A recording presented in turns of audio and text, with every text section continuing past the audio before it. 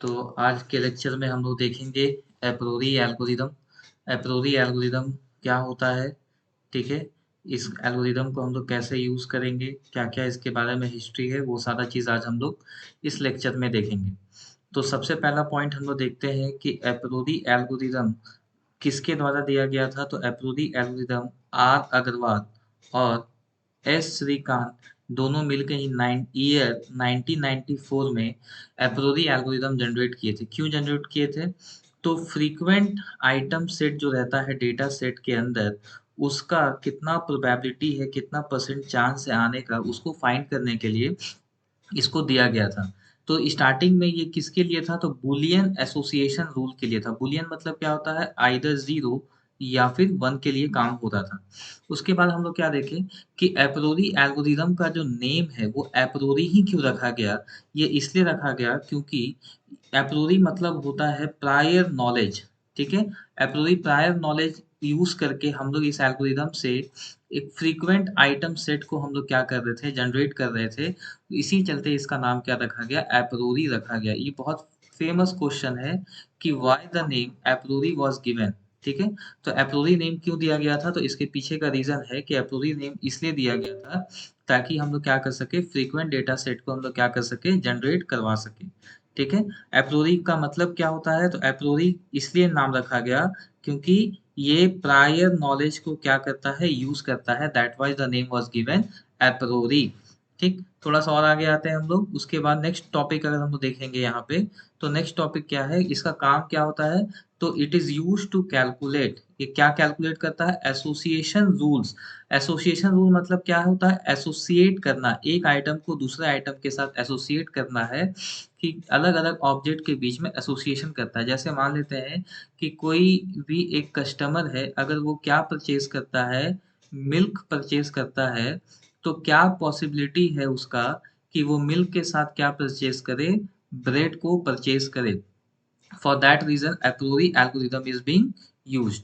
उसके बाद हम लोग देखेंगे नेक्स्ट पॉइंट क्या है कि ये क्या करता है, it is used to describe how two or more objects are how two or more objects are related with each other, ठीक है। एक या एक से अधिक ऑब्जेक्ट एक दूसरे के साथ कैसे रिलेट होता है, इसके चलते हम लोग क्या यूज करिए, इसके चलते भी एप्रोरी एल्गोरिदम यूज होता है, ठीक है। How two or more objects are related to one another, ठीक है। इसके चलते भी क्या यूज हो रहा है? एप्रोरी एल्गोरिदम हम लोग यूज करते हैं। नेक्स्ट पॉइंट इसका हम लोग देखेंगे, तो नेक्स्ट पॉइंट इसका पता चलेगा कि it is also called frequent pattern mining. ये बहुत ही ज़्यादा फेमस है, इंटरव्यू में या तो फिर वाइवा में पूछा जाता है कि एप्रोरी एल्गोरिदम को और किस नाम से जानते हैं, तो इसको जानते हैं frequent pattern mining. Basically Apriori algorithm है वो फ्रीक्वेंट पैटर्न माइनिंग का क्या था? एडवांसमेंट था, ठीक है। एडवांस वर्जन है एप्रोरी एल्गोरिदम। एप्रोरी से पहले हम लोग फ्रीक्वेंट पैटर्न माइनिंग करते थे। उसी में आर अग्रवाल और एस श्रीकांत 1994 में कुछ अपडेशन लेके आए, और उस अपडेशन के द्वारा फ्रीक्वेंट पैटर्न माइनिंग और ज़्यादा इंटरेस्टिंग हो गया और ज़्यादा यूजफुल हो गया। ये एल्गोरिदम कितना स्टेप यूज करता है? तो दिस एल्गोरिदम यूज 2 स्टेप्स। तो सबसे पहला स्टेप क्या होता है? जॉइन। जॉइन मतलब क्या होता है? अलग अलग डेटा सेट, डेटा आइटम्स को हम लोग जॉइन करते हैं। उसके बाद प्रून करते हैं। प्रून मतलब क्या होता है? एलिमिनेट करते हैं, ठीक है। एलिमिनेट हम लोग करते हैं फिर हम लोग अपने डेटा आइटम को, ठीक है। एलिमिनेशन, ठीक है। प्रूनिंग होता है, pruning means elimination. Elimination to reduce the search space. क्या होता है? अलग अलग डेटा सेट जब हम लोग करते हैं, ज्वाइन करते हैं, तो ब्रेड के साथ मिल्क एसोसिएट हो गया, मिल्क के साथ फिर से एग एसोसिएट हो गया, तो ऐसे कर करके बहुत सारा डेटा सेट क्या होता है? ज्वाइन हो जाता है। उसमें से वैसा डेटा सेट जो हमारे काम का का हम लोग सपोर्ट देखेंगे या कॉन्फिडेंस देखेंगे वो कम हो जाए, उस सारे डेटा आइटम को हम लोग क्या करेंगे? प्रून करेंगे। प्रून करना मतलब एलिमिनेट करना। नेक्स्ट हम लोग देखेंगे यहाँ पे ये क्या क्या पैरामीटर्स यहाँ पे हम लोग यूज करते हैं। तो बेसिकली यहाँ पे दो पैरामीटर्स यूज होता है। सबसे पहला पैरामीटर होता है सपोर्ट। तो व्हाट इज सपोर्ट? तो support is nothing but support refers to the item frequency. कौन सा आइटम कितने बार आया है, अगर हुआ है, उसी को हम लोग क्या बोलते हैं? सपोर्ट बोलते हैं। और नेक्स्ट है कॉन्फिडेंस। कॉन्फिडेंस क्या है? तो basically confidence is a condition, ठीक है। Confidence is a conditional probability. तो व्हाट इज कॉन्फिडेंस? तो confidence is basically a conditional probability. किस टाइप का कंडीशन है उसके आने का, उसको हम लोग क्या बोलते हैं? कंडीशनल प्रोबेबिलिटी हम लोग इसको बोलते हैं। आगे हम लोग चेक करेंगे, तो आगे इसके लिए क्या है, हमारे पास एक फॉर्मूला है कि how to calculate support and how to calculate confidence. तो सपोर्ट कैलकुलेट करने के लिए हमारे पास एक फॉर्मूला है। सपोर्ट क्या होता है? Number of transaction in which A appears, और दूसरा क्या है? Total number of transaction. तो ये किसका सपोर्ट हम लोग बात कर रहे हैं? तो सपोर्ट बात कर रहे हैं हम लोग ए का बात कर रहे हैं। ठीक है, ए का सपोर्ट हम लोग क्या कर रहे हैं? बात कर रहे हैं। क्या है, जैसे मान लेते हैं कि ए है, ए इम्प्लाइज टू बी। इसके लिए कैसे है सपोर्ट? तो जैसे इसके सपोर्ट है number of transaction in which only A appears. तो ए अपीयर्स मतलब ए एंड बी। ठीक है, ए अपीयर्स डिवाइडेड बाय क्या है? टोटल नंबर ऑफ ट्रांजेक्शन, कितना ट्रांजेक्शन हुआ है। अगर 5 ट्रांजेक्शन है तो डिवाइडेड बाय 5, और वैसा ट्रांजेक्शन जिसमें सिर्फ और सिर्फ ए अपीयर्स है। लेकिन अगर मान लेते हैं कि अगर ये कुछ इस टाइप से होता, तो बी इम्प्लाइज ए, तो यहाँ पे हम लोग क्या करते हैं? सपोर्ट किसका निकालते हैं? सपोर्ट ए की जगह किसका निकालते हैं? बी का निकालते हैं। और यहाँ पे क्या लिखते हैं? B and A. That means number of items in which only what appears, तो in which only in which only B appears। तो यहाँ पे सपोर्ट हम लोग को देखना है कि सपोर्ट हम लोग किसका निकाल रहे हैं। अगर A का निकाल रहे हैं तो हम लोग को सिर्फ वैसा ट्रांजेक्शन देखना है जिसमें सिर्फ और सिर्फ A अपीयर किया है divided by total number of transaction. Support अगर हम लोग B का निकाल रहे हैं तो इसके लिए क्या करना पड़ेगा? वैसा ट्रांजेक्शन को चूज करना होगा जिसमें सिर्फ और सिर्फ B अपीयर किया है और divided by number of transactions. Next आता है कॉन्फिडेंस। तो व्हाट इज कॉन्फिडेंस? तो confidence is a conditional probability. तो व्हाट इज कॉन्फिडेंस? तो confidence is a conditional probability. तो कंडीशन हम लोग देखता है, तो कंडीशन मतलब देखना क्या है, जैसे मान लेते हैं कि ए टू बी हम लोग कर रहे हैं, ए इम्प्लाइज बी कर रहे हैं, तो इसमें सपोर्ट हम लोग को निकालना है। किसका सपोर्ट निकालना है? A union B. Union B मतलब क्या हो गया? All the items in which transaction T in which both A and B occurs divided by support of A। ये क्या है? ये थ्योरेटिकल पार्ट है, इसमें हम लोग को क्या करना है? सिर्फ फॉर्मूला याद करना है। आगे चल के हम लोग देखेंगे कि इस फॉर्मूला के बेसिस पे हम लोग किस टाइप से न्यूमेरिकल सॉल्व करते हैं। अभी के लिए आप लोग सपोर्ट और कॉन्फिडेंस का फॉर्मूला याद कर लें। आगे हम लोग देखते हैं इसका एप्लीकेशन कहाँ कहाँ पे है। ठीक है, तो इसका एप्लीकेशन सबसे पहले हम लोग चेक करते हैं कि इसको कहाँ कहाँ पे यूज किया जाता है। तो what are the applications? What are the applications of a priori algorithms? तो कहाँ कहाँ पे इसको यूज करते हैं? तो एजुकेशन फील्ड में इसको यूज करते हैं। तो कैसे यूज करते हैं?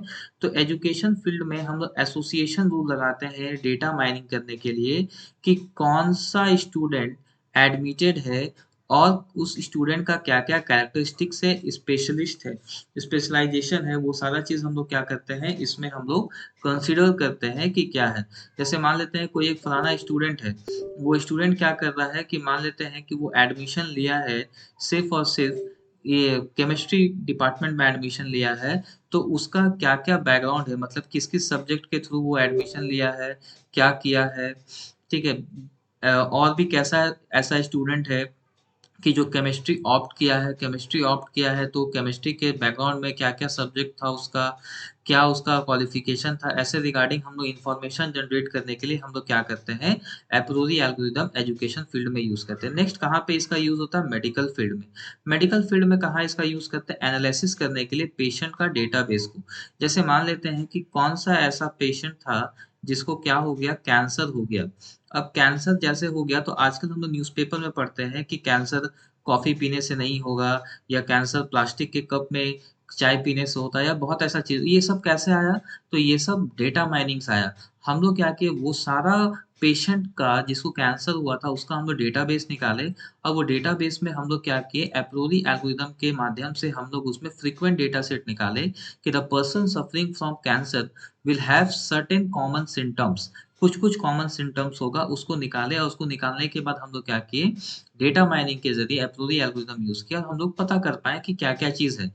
तो अभी देखेंगे बहुत ऐसा-ऐसा चीज़ आता है कि जिसमें हम लोग ये सारा चीज़ को बता सकते हैं। मेडिकल फील्ड में एक टर्म दूसरे टर्म से क्या होता है, इंटर रिलेटेड होता है। इस इंटर रिलेटेड टर्म को हैंडल करने के लिए क्या यूज़ करेंगे, ए प्रियोरी एल्गोरिदम यूज़ होता है। नेक्स्ट हम लोग ए प्रियोरी एल्गोरिदम और कहाँ यूज़ करते हैं, फॉरेस्ट्री में यूज़ करते हैं। इंटेंसिटी निकालने का फॉरेस्ट फायर का, ठीक है? फॉरेस्ट फायर क्या है, अभी का डेट में सबसे ज़्यादा प्रॉब्लमैटिक चीज़ है। फॉरेस्ट फायर क्या होता है, जैसे मानते हैं यहाँ पे इंडिया में तो बहुत कम फॉरेस्ट फायर है, लेकिन फॉरेन में क्या है, फॉरेस्ट फायर बहुत ज़्यादा है।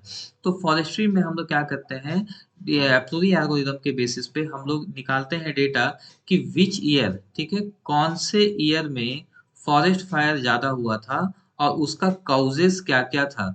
तो उसका कॉजेज़ में जैसे मान सकते हैं, उसका कॉजेज़ में हो सकता है कि टेम्परेचर रोल प्ले किया होगा, ठीक है? उसके बाद ह्यूमन बीइंग रोल प्ले किया होगा। तो ये सारा चीज़ को हम लोग एसोसिएट करेंगे और एसोसिएट करने के बाद हम लोग चेक करेंगे कि फॉरेस्ट्री में जो इंटेंस फॉरेस्ट फायर है, वो किसके-किसके डिपेंडेंसी के द्वारा हो रहा है और हम लोग उसको क्या कर सकते हैं, फर्दरली रोक सकते हैं। और भी बहुत ऐसा टॉप एमएनसीज़ है, जैसे अमेज़न हो गया, अमेज़न है, फ्लिपकार्ट है, गूगल है, ये सारा चीज़ क्या यूज़ कर किसके बेसिस पे एप्रोरी एल्गोरिदम पे।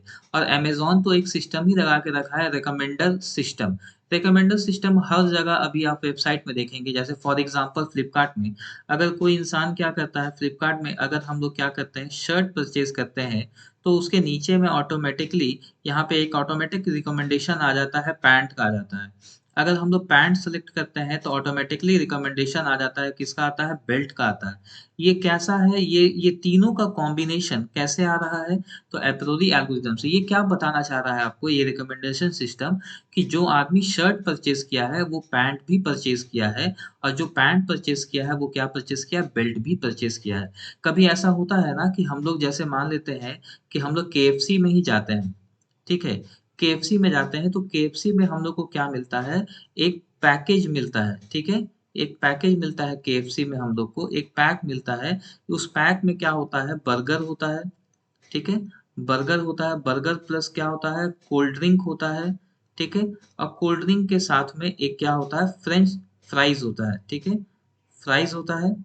ये जो कॉम्बिनेशन बना, ये कॉम्बिनेशन कैसे बना कभी सोचे? ये कॉम्बिनेशन बना है एप्रोरी एल्गोरिदम का यूज़ से। कैसे? केएफसी वाला क्या किया होगा, अपना डेटाबेस में क्या किया होगा, एप्रोरी एल्गोरिदम यूज़ करके सर्वे किया होगा कि जो कस्टमर बर्गर परचेज़ कर रहा है, वो कोल्ड ड्रिंक परचेज़ किया था या नहीं? और कोल्ड ड्रिंक के साथ-साथ फ्राइज़ भी लिया था। तो वो लोग को पता चला कि हम लोग का जो टॉप सेलिंग प्रोडक्ट है, ये बर्गर, कोल्ड ड्रिंक और फ्राइज़ है। तो इसको बूस्ट करने के लिए, अपना सेल बूस्ट करने के लिए ये लोग क्या किया, इसका कॉम्बिनेशन बना दिया। इस कॉम्बिनेशन में कभी-कभी हम लोग एक टर्म देखेंगे जो कि अभी तो देखना नहीं है, आगे चल के देखेंगे, उसको बोलते हैं लिफ्ट। लिफ्ट क्या होता है, किसी भी चीज़ का सेल हम लोग क्या करते हैं, बढ़ाने के लिए हम लोग इसको यूज़ करते हैं। तो बेसिकली हम लोग 3 चीज़ एप्रोरी एल्गोरिदम में यूज़ करते हैं। पहला चीज़ हम लोग क्या यूज़ करते हैं, तो पहला चीज़ हम लोग यूज़ करते हैं सपोर्ट, ठीक है? पहला चीज़ यूज़ करते हैं सपोर्ट, दूसरा चीज़ हम लोग क्या यूज़ करते हैं, कॉन्फिडेंस यूज़ करते हैं, कॉन्फिडेंस यूज़ करते हैं और तीसरा चीज़ हम लोग क्या करते हैं, लिफ्ट यूज़ करते हैं। ये लिफ्ट हमेशा आप लोग देखे होंगे कि कोई एक प्रोडक्ट बहुत ज़्यादा सेल हो रहा है, तो उसके साथ में हम लोग फ्री में कुछ करते हैं, जैसे टूथपेस्ट के साथ ब्रश फ्री। तो ये ब्रश क्यों होता है, कि हम लोग टूथपेस्ट लेने गए, ब्रश क्यों मिला हम लोग को? तो एक्चुअली ब्रश क्या हो रहा है, ब्रश का सेल को हम लोग लिफ्ट करने के लिए यूज़ करते हैं। तो ये जो केएफसी जब कॉम्बिनेशन बनाती है तो आपको पता चलेगा कि यार हमको तो बर्गर चाहिए था, कोल्ड ड्रिंक चाहिए था, फ्राइज़ नहीं चाहिए था। लेकिन कॉम्बो में फ्राइज़ मिल रहा है तो हम लोग इसको पिक कर लेते हैं। ये लिफ्ट का काम करता है कि 2 प्रोडक्ट अगर बहुत अच्छा सेल हो रहा है, तीसरा सेल नहीं हो रहा है तो उसका सेल को बढ़ाने के लिए हम लोग यूज़ करते हैं लिफ्ट। गूगल भी क्या करता है, एप्रोरी एल्गोरिदम का यूज़ करता है auto complete feature. Auto complete feature तो हम लोग बेसिकली देखते होंगे, जैसे मान लेते हैं कि हम लोग एसएमएस किसी को लिखते हैं। एसएमएस लिखते हैं और एसएमएस लिखते समय हम लोग कुछ वर्ड टाइप करते हैं, ऑटो टाइप करते हैं। तो ऑटो जैसे ही टाइप करते हैं, नीचे में क्या आ जाता है, नीचे में बहुत सारा ऑप्शन आ जाता है, ऑटोमैटिकली आता है, ऑटोमेटेड आ जाता है, ऑटोमैटिक आ जाएगा, बहुत ऐसा वर्ड आया। ये कैसे आ गया? ऑटो कंप्लीशन चलता है। ऑटो कंप्लीशन क्या करता है, ये देखता है कि अगर कोई यूज़र अगर ऑटो लिखा है, तो उसके बाद यही वर्ड उसको लिखना चाहिए। ये भी क्या है, एक तरीके का एप्रोरी एल्गोरिदम का यूज़ है, जो कि अलग-अलग जगह पे यूज़ हो रहा है। और हम लोग देखते हैं एप्रोरी एल्गोरिदम में तो सबसे पहला हम लोग अब आते हैं कि एप्लोरी एल्गोरिदम का flow chart. How does Apriori algorithm works? तो इसका फ्लो चार्ट में सबसे पहले हम लोग स्टार्ट करेंगे। हर एक आइटम का हम लोग क्या करेंगे, ट्रांजेक्शन को रीड करेंगे। Read each item transaction. उसके बाद हर एक आइटम का ट्रांजेक्शन के बाद उसका हम लोग को क्या निकालना है, सपोर्ट निकालना है फॉर एवरी आइटम। और हम लोगों को क्या दिया रहेगा, एक मिनिमम सपोर्ट क्वेश्चन में प्रोवाइडेड रहेगा। अगर मिनिमम सपोर्ट ज़्यादा या बराबर है तो हम लोग को क्या करना है, नेक्स्ट स्टेप में आना है। अगर मान लीजिए मिनिमम सपोर्ट से कोई आइटम का सपोर्ट कम हो गया तो हम लोग उस आइटम को क्या कर देंगे, रिमूव कर देंगे, मीन्स उसको प्रून कर देंगे। अगर उसका सपोर्ट मिनिमम सपोर्ट से ज़्यादा है या उसके बराबर है तो आइटम को क्या करना है, फ्रीक्वेंट आइटम सेट में उसको इंसर्ट कर देंगे। उसके बाद उसका कॉम्बिनेशन बनाएंगे। ठीक है, एक आइटम होगा तो दो के साथ कॉम्बिनेशन बनाएंगे। फिर उसका कॉन्फिडेंस फाइंड करेंगे। अगर जो कॉन्फिडेंस है वो मिनिमम कॉन्फिडेंस से क्या हो जाए, कम हो जाए, तो हम लोग उस आइटम को क्या कर देंगे, रिमूव कर देंगे। अगर मान लीजिए कि अगर वो जो आइटम है वो आइटम क्या हो जाए, वो कौन दिया गया कॉन्फिडेंस से क्या हो जाए, ज़्यादा हो जाए, तो उस आइटम को हम लोग क्या करेंगे, इंसर्ट कर लेंगे अपने रूल में। और उसके जगह पे हम लोग एक नया रूल बन जाएगा। और उसके बाद ये एल्गोरिदम को हम लोग क्या कर लेना है, स्टॉप कर लेना है। ये बेसिक सा है, ये न्यूमेरिकल के थ्रू ही समझ में आएगा। अभी ओरली इसको देख लीजिए और इसको स्क्रीनशॉट मार लीजिए। अगर मान लीजिए फ्यूचर में कभी भी अगर आपके कॉलेज में एग्जामिनेशन में अगर पूछेगा कि फ्लो चार्ट ऑफ एप्लोरी एल्गोरिदम और स्टेप्स ऑफ एप्लोरी एल्गोरिदम, तो यही चीज़ आप लोग को क्या करना है, बनाना है और इसको क्या करना है, एक्सप्लेन भी कर देंगे तो काफ़ी है। ठीक, एडवांटेज देखते हैं एप्लोरी एल्गोरिदम का क्या क्या एडवांटेज है। सबसे पहला एडवांटेज है इसका सिंप्लिसिटी। ये सिंपल है और इजी टू हैंडल है। कैसे? तो इसमें क्या करना है, डेटा सेट बनाना है। डेटा सेट बनाने के बाद हम लोग को देखना है, मिनिमम सपोर्ट देखना है, मिनिमम कॉन्फिडेंस देखना है। जो मिनिमम सपोर्ट में नहीं है उसको प्रून कर देंगे, जो है उसको ज्वाइन कर देंगे। उसका जो रिजल्टिंग रूल है वो इंट्यूटिव है और इजी टू कम्युनिकेट है एंड यूजर से। कोई भी एंड यूजर इसका रूल को देख के समझ जाएगा। जैसे मान लेते हैं कि कोई एक रूल बना, ठीक है, ब्रेड, ठीक है, ब्रेड वाला बहुत फेमस एग्जांपल है। ब्रेड, ब्रेड बना, ठीक है, और क्या बना, बटर बना। ठीक है, ब्रेड और बटर का देख रहे हैं हम लोग कि सपोर्ट जो है इसका, मान लेते हैं 90% है। इसको कैसे पढ़ेंगे, the person who purchase bread will 90% purchase butter, या उल्टा भी पढ़ सकते हैं, the person who is purchasing butter will 90% purchase bread. तो ये तो आराम से कम्युनिकेट हो जा रहा है यूजर को, एंड यूजर को, तो इसमें ज्यादा समझने का दिक्कत नहीं है। इट यूजेस, नेक्स्ट इसका क्या है, it is use to calculate large item set. बड़ा बड़ा आइटम सेट को हम लोग क्या कर सकते हैं, इसके जरिए कैलकुलेट कर सकते हैं। यही इसका मेन डिमेरिट है। ठीक है, नेक्स्ट हम लोग आते हैं इसका डिसएडवांटेज। तो इसका डिसएडवांटेज क्या है, तो एप्रोरी एल्गोरिदम का डिसएडवांटेज क्या है, large number of item set in Apriori algorithm data set. यहाँ पे डेटा सेट आइटम जो है वो बढ़ते जा रहा है। ठीक है, एन नंबर ऑफ एक्सपोनेंशियली इसका क्या होता है, आइटम सेट बढ़ता है। दैट वाइज इसका सबसे बड़ा ड्रॉबैक है, इट इज स्लो। ठीक है, बहुत ज्यादा स्लो है। दूसरा क्या है, low minimum support in data set of the apriori algorithm. Low minimum support होता है इसका डेटा सेट में। नेक्स्ट क्या है, time needed to hold large number of candidate set with many frequent item. बहुत ज्यादा टाइम लगता है कैंडिडेट आइटम सेट को होल्ड करने में। एक दो कैंडिडेट सेट नहीं होता। मान लेते हैं कि हम लोग कोई एक सुपर मॉल का बात कर रहे हैं, उस सुपर मॉल में एन नंबर ऑफ आइटम्स है, तो एन नंबर ऑफ आइटम्स में हम लोग को क्या करना होगा, N number of data set बनाना होगा। N number of data set को हमको क्या करना होगा, उसको हैंडल करना होगा, उसको एक जगह पे स्टोर करना होगा, रूल बनाना होगा, प्रून करना होगा, ज्वाइन करना होगा। तो बहुत ज़्यादा टाइम लेता है और ये क्या हो जाता है, एक समय इनसफिशिएंट हो जाता है लार्ज वॉल्यूम्स ऑफ डेटाबेस। जैसे जैसे डेटाबेस बढ़ते जाता है उस समय ये इसका एफिशिएंसी बहुत कम हो जाता है। ठीक है, तो एफिशिएंसी कैसे बढ़ाया जाए इसके बारे में भी बात करेंगे, लेकिन हम लोग समझे कि जैसे जैसे मतलब मेरा जो डेटाबेस है वो एक्सपोनेंशियली ग्रो करेगा, वैसे वैसे एप्रोरी एल्गोरिदम का एफिशिएंसी क्या होते जाएगा, घटते जाएगा। नेक्स्ट हम लोग देखते हैं यहाँ पे कि how to improve the efficiency of apriori algorithm. Apriori algorithm का एफिशिएंसी को कैसे बढ़ाया जाए, तो जो सबसे पहला तरीका है उसको हम लोग बोलते हैं hash based item counting. Hash based item counting में हम लोग क्या करते हैं, के सेट आइटम जो होता है, के आइटम सेट होता है whose equivalent hashing bucket count is less than threshold। जिसका बकेट काउंटिंग थ्रेशोल्ड से कम होता है उसको हम लोग क्या कर देंगे, एक्सक्लूड कर देंगे। ये हैशिंग आप लोग देख लेना, हैशिंग क्या होता है। नेक्स्ट जो चीज है वो क्या है, सेकंड है ट्रांजैक्शन रिडक्शन। तो बोलता है transaction not involving any frequent X items set becomes not valuable to the subsequent scan. जैसे फॉर एग्जांपल, अगर मान लेते हैं कि हमारे सुपर मॉल में ब्रेड है, ठीक है, बटर है, ठीक है, और बटर के साथ क्या है, केचप है, ठीक है, बटर के साथ केचप है। परसेंटेज क्या है, ब्रेड और बटर बिकने का बहुत ज़्यादा है लेकिन केचप का ट्रांजैक्शन बहुत ही ज़्यादा कम है, तो केचप के साथ एसोसिएशन रूल नहीं करेंगे।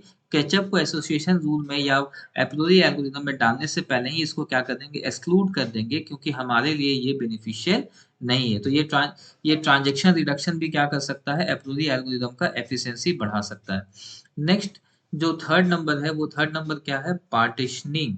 पार्टीशनिंग मतलब क्या करता है, this method requires only two database. एकदम याद रखना कितना डेटाबेस चाहिए, टू डेटाबेस, ठीक है। Scan to mine the frequent item से दो डेटाबेस, सबसे पहली बात तो यहाँ पे बनेगा डेटाबेस D1 और एक बनेगा हमारा डेटाबेस D2। दोनों डेटाबेस में हम लोग क्या करेंगे, अपना फ्रीक्वेंट आइटम को माइन करेंगे। It says that for any item set to be potentially frequent, कोई भी आइटम सेट अगर फ्रीक्वेंट है डेटाबेस में तो it should be frequent in at least one of the partition. जैसे वही एग्जांपल लेते हैं, ब्रेड बटर और केचप, अगर दोनों ही क्या है, मेरे लिए एफिशिएंट है, तो आइदर डेटाबेस D1 में उसका फ्रीक्वेंसी दिखना चाहिए, आइदर डेटाबेस D2 में दिखना चाहिए। अगर D1 में नहीं है और D2 में भी नहीं है तो उसको हम लोग एक्सक्लूड कर देंगे। लेकिन मान लीजिए कोई D1 में है तो उसको इंक्लूड करना है, कोई D2 में है उसको इंक्लूड करना है, और कोई दोनों में ही प्रेजेंट है, D1 और D2 दोनों में ही प्रेजेंट है, तब तो उसको इंक्लूड करना मस्ट है। नेक्स्ट पार्ट क्या होता है, सेकेंड सॉरी फोर्थ नंबर क्या है, सैम्पलिंग। सैम्पलिंग क्या है, तो इसमें हम लोग क्या करते हैं, तो रैंडमली हम लोग क्या करेंगे, किसी भी डेटा आइटम को हम लोग क्या करेंगे, पिक करेंगे। This method picks a random sample S. एक सैंपल उठाएगा एस, कहाँ से उठाएगा, डेटाबेस डी से उठाएगा, और उसके बाद उसको सर्च आइटम इन एस। एस में क्या करेगा, उस फ्रीक्वेंट आइटम को सर्च करेगा। इट इज पॉसिबल, ये बहुत ही अच्छा मेथड है। सैम्पलिंग बहुत जगह पे यूज होता है। जैसे सैम्पलिंग अगर हम लोग घर में भी देखें, तो जैसे मान लेते हैं कि राइस, ठीक है, चावल, जैसे ही हम लोग क्या करते हैं, चावल को हम लोग क्या करते हैं, कुक करते हैं। तो कुक करते हैं तो क्या हम लोग एक एक चावल को चेक करते हैं क्या, कि वो पका है या नहीं पका, नहीं ना। हम लोग क्या करते हैं, सिर्फ कुछ अमाउंट को लेते हैं, फ्यू चावल को हम लोग क्या कर देते हैं, चेक करते हैं, और उसको हम लोग प्रेस करके देखते हैं कि अगर वो कुक हो गया है तो इसका मतलब सारा चावल ही कुक हो गया है। तो इसमें भी हम लोग क्या करते हैं, एक सैंपल उठाते हैं एस, उसको डेटाबेस डी से उठाना है, और उसको सर्च करना है, उसका फ्रीक्वेंसी सर्च करना है। अगर उसका फ्रीक्वेंसी अच्छा है तो उसको हम लोग इंक्लूड कर लेंगे, नहीं तो हम लोग क्या करेंगे, उसको एक्सक्लूड करेंगे, मतलब मिनिमम सपोर्ट से उसको कंपैरिजन करना है। लेकिन इसमें एक डिमेरिट क्या है, तो हम लोग का बहुत चांसेस है कि ग्लोबल फ्रीक्वेंट आइटम लूज हो जाएगा, ठीक है, लॉस का बहुत बड़ा चांसेस है। हालांकि सैम्पलिंग को कम से कम यूज किया जाता है क्योंकि इसमें यही चीज का सबसे बड़ा डिमेरिट है, ठीक। नेक्स्ट हम लोग देखते हैं dynamic item set counting. Dynamic item set counting क्या है, तो डायनेमिक आइटम सेट काउंटिंग हमारा पांचवा नंबर है जो कि एफिशिएंसी बढ़ाने का काम करता है, डायनेमिक आइटम सेट काउंटिंग। ये टेक्निक में हम लोग क्या करते हैं, नया कैंडिडेट आइटम, ठीक है, this technique can add new candidate item at any mark start point of the database during the scanning of the database. जैसे ही हम लोग किसी डेटाबेस को स्कैन कर रहे हैं, एक नया कैंडिडेट की हम लोग क्या कर सकते हैं, उसी समय ऐड कर सकते हैं, जो कि हम लोग को लगा रही इसको इंक्लूड नहीं कर पाए, उसको इंक्लूड भी कर सकते हैं, ताकि हमारा जो एफिशिएंसी है वो एफिशिएंसी बढ़ जाए। तो ये सब था following regarding the apriori algorithm. हम लोग देखे एप्रोरी एल्गोरिदम का यूजेस देखे, एप्रोरी एल्गोरिदम कहाँ कहाँ पे यूज होता है, किस किस तरीके से हम लोग इसको माइन करते हैं, एप्रोरी एल्गोरिदम का एक्चुअली में नाम एप्रोरी ही क्यों रखा गया, कौन कौन से साइंटिस्ट लोग थे जो मिलके क्या किए गए, एप्रोरी एल्गोरिदम को डिजाइन किए गए। तो नाम याद रखना है, आर अग्रवाल और एस श्रीकांत, 1994 में इसको किए। एप्रोरी एल्गोरिदम का नाम एप्रोरी क्यों, क्योंकि प्रायर नॉलेज को यूज करता है फ्रीक्वेंट आइटम सेट प्रॉपर्टी बनाने के लिए। एप्रोरी एल्गोरिदम का और क्या नाम था, तो इसको हम लोग बोलते हैं फ्रीक्वेंट पैटर्न माइनिंग। अभी के लिए एप्रोरी एल्गोरिदम इतना ही। नेक्स्ट वीडियो में हम लोग इसके बारे में न्यूमेरिकल्स देखेंगे कि न्यूमेरिकल्स कैसे काम करते हैं।